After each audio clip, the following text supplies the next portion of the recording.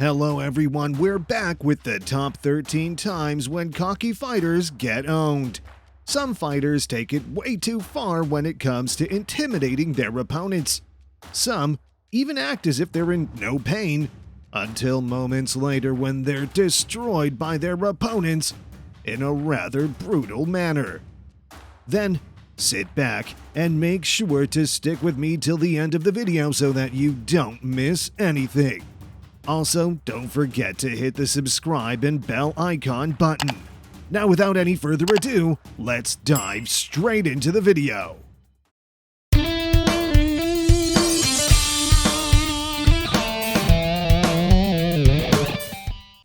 Number 13. Trinidad and Mayorga.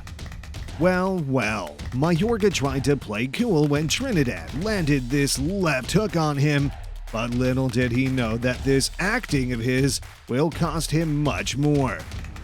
While Mayorga relaxed his body and stood straight, Trinidad made sure to make the best out of the situation and delivered him 3 left hooks. Though the Mayorga was asking for it, he was unable to give his best in the final round due to the injuries he had sustained for being cocky with Mayorga. Trinidad knocked him out in less than 2 minutes in the final 8th round, and Trinidad finally won. Number 12. Way too cocky. The next on the list we have is a rather religious fighter who made sure to scare his opponent. Allahu Akbar! Allahu Akbar! Ashhadu anna la ilaha illallah wa ashhadu anna Muhammadan Rasulullah sallallahu alayhi wa sallam. And also showcased laxity while fighting. He also swayed his body to punch the opponent, but it could have only worked if he had touched and punched his opponent. He even smiled when he sustained a punch from his opponent, but all this laxity cost him the match, and his opponent won. Number 11.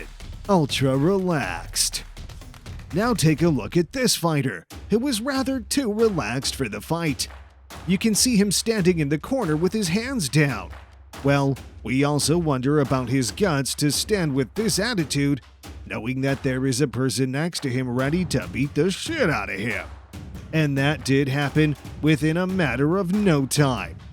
The most intimidating part is when he stands with his arms on his back, trying to look all relaxed, until a deadly punch from his opponent landed him, knocking him out then and there. Number 10. Derrick Lewis vs. Curtis Blaydes. In his UFC Fight Night main event against Curtis Blaydes, Derrick Lewis took a while to get into the groove, but once he delivered a flush shot in the second round, the fight was finished, and the heavyweight challenger equaled Victor Belfort for the most knockouts in UFC history. In the first minute, Houston's Lewis attacked first with the right hand as Blaydes closed the gap, but Blaydes had the best of the interchange in the second. Lewis fired a few kicks in the second part of the round to hold Blaydes away, but it was Razor who continuously scored well in the hitting exchanges as his punches and kicks were on target, save for an unintended eye poke late in the round that brought the fight to a halt. He darted in just as it appeared the Illinois native was ready to take control, and Lewis's one right hand froze him and placed him on the canvas. Number 9. Anderson Silva, Vitor Belfort. It was supposed to be the bout in which Anderson Silva, the finest mixed martial arts fighter in the world, would finally be tested. He came up versus Vitor Belfort, a fellow Brazilian who was previously regarded as a prodigy. Belfort had the skills, having previously held the World Light Heavyweight title. Silva, on the other hand, demonstrated why he is head and shoulders above the opposition with an incredible knockout through a front kick to the face that left Belfort in a heap. As Belfort lay on the mat, 2 more blows assured him that he would not rise again. Number 8. Julian Jackson KO for Herl Graham. Have you ever wondered what it's like to witness a boxer get knocked out before he reaches the mat? Julian the Hawk Jackson is still regarded as one of the most powerful punchers in boxing history. With the vacant WBC middleweight championship on the line in 1990, he faced former British and European heavyweight champ Harold Graham. Graham was giving boxing instructions going into the fourth round. However, a puncher like Jackson should never be underestimated. As Jackson was retreating towards the rope, he unleashed a rocket right hand that connected flat on Graham's jaw, the type of blow that would stop a truck. His body became rigid, and he dropped to the canvas as stiff as a board, unresponsive. Number 7. Francis Ngannou, Stipe Miocic 2. After a shocking second-round knockout of Stipe Miocic in a fight that headlined UFC 260 at the Apex in Las Vegas, Francis Ngannou is officially the UFC heavyweight champion of the world. Miocic knocked Ngannou out in 5 rounds during their first fight in January 2018, but in the 5 fights since, the Cameroonian has evolved from a deadly knockout expert to a well-rounded mixed martial artist. But it was the strength of the Predator that prompted a change of guard in the heavyweight category in the end. In the second minute, Ngannou landed an overhand right, but Miocic was unfazed, and the champion aimed for a takedown minutes later. When the two stood and separated, Ngannou resisted the takedown and delivered several ground blows, followed by a head kick. It was a Ngannou round since Miocic's attack was all leg kicks. A left punch floored Miocic early in the second round, and while the Cleveland native stood and swung back, hitting a strong right, as he raced to follow up, a quick left dropped him again, prompting referee Herb Dean to suspend the fight. Number 6. Muhammad Ali KO8 George Foreman. Muhammad Ali cemented his position as the greatest heavyweight of all time with this magnificent performance, and the knockout sequence is possibly the most renowned boxing match of all time. Foreman was an incredible beast, one of the sport's most vicious knockout punchers in his way. Ali's knockout in Kinshasa was anything but brutal. It was a sequence of well-timed steps and nicely positioned daggers that brought the big guy to his knees. Foreman wasn't savagely beaten or knocked out. He was injured just enough for just long enough that he couldn't get up and fight any longer. This was the pinnacle of Ali's unrivaled career, despite the odds stacked against him.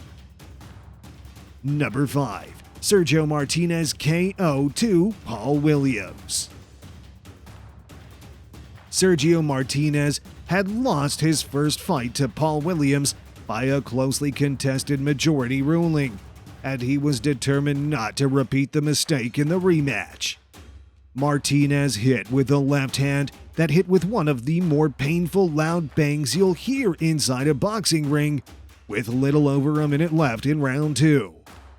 Everyone observing had to control their emotions in the hopes that Williams would be okay after crumpling to the floor in such a lifeless and unsettling manner. Watch this bout if you think Sergio Martinez can't fight. Like the video so far? Then make sure to give this video a big thumbs up, as little action from you can help our channel grow tremendously. Now, let's get back to the video. Number 4. Mike Tyson TKO 5 Frank Bruno, February 1989. Tyson versus Bruno had a tumultuous build-up. This fight, like so many others these days, was getting pushed back and delayed. However, this gave the conflict time to marinate and stew. It also allowed both boxers to prepare physically and emotionally before entering the ring. When Tyson and Bruno first met in February 1989, it was clear from a mile away that they would have a great fight. Bruno went on the offense right away, blitzing Tyson. He was thrown to the canvas by Tyson, but he swiftly rose to his feet. He knocked Tyson down and was on his way to finishing him up. It was a close call. Tyson, on the other hand, went full-on beast mode in the 5th round, trapping Bruno along the ropes. He landed 3 crushing power shots there before finishing the combo with a left hook to the jaw. The referee had seen enough and intervened to bring the match to an end. Number 3. Aaron Pryor, Alexis Arguello. It was a contest that delivered on its promise. The fight lasted 14 rounds and included a lot of momentum, changes, and high-octane boxing. Arguello shocked Pryor in the 13th round, signaling yet another turn in the closely contested fight. After sipping from a tainted water bottle alleged to contain narcotics, Pryor fought back. In the 14th round, he came out swinging, landing 20 consecutive punches until the referee intervened to stop the fight. It was named the 1980s Fight of the Decade. Number 2. Juan Manuel Marquez versus Manny Pacquiao. Before their 4th fight on December 9, Juan Manuel Marquez and Manny Pacquiao had previously fought 36 rounds of boxing, with the bulk of them ending in a draw. The majority of fans anticipated a similar bout, with Pacquiao charging in to attack and Marquez satisfied to pace him and counterpunch. They completely missed the mark. Both men came out of the gate looking to make a statement, and both hit the canvas before the end of the night. By the 6th round, the fight seemed to be favoring Pacquiao. He had his guy injured with a bloody, broken nose, and he moved in for the kill like a shark. Marquez fired a right shot for the ages in the last seconds of round 6, dropping Pacquiao, knocking him down, and finally giving him the victory he had been after for so long. Number 1. Marvin Hagler versus Thomas Hearns. It was only 3 rounds long, but it was the most enthralling 8 minutes in boxing history. Hagler went on the attack and Hearns hit back with a vengeance. Hearns' legs were rubbery by the 2nd round. Hagler remained aggressive, fearful that a cut on his forehead might cause the bout to be stopped by the referee. In the 3rd round, he defeated Hearns. So, which cocky fighter did you find the cockiest among all? Let us know in the comments, and don't forget to hit the subscribe and bell icon button so you don't miss any updates from my channel. See y'all soon, and thanks for watching.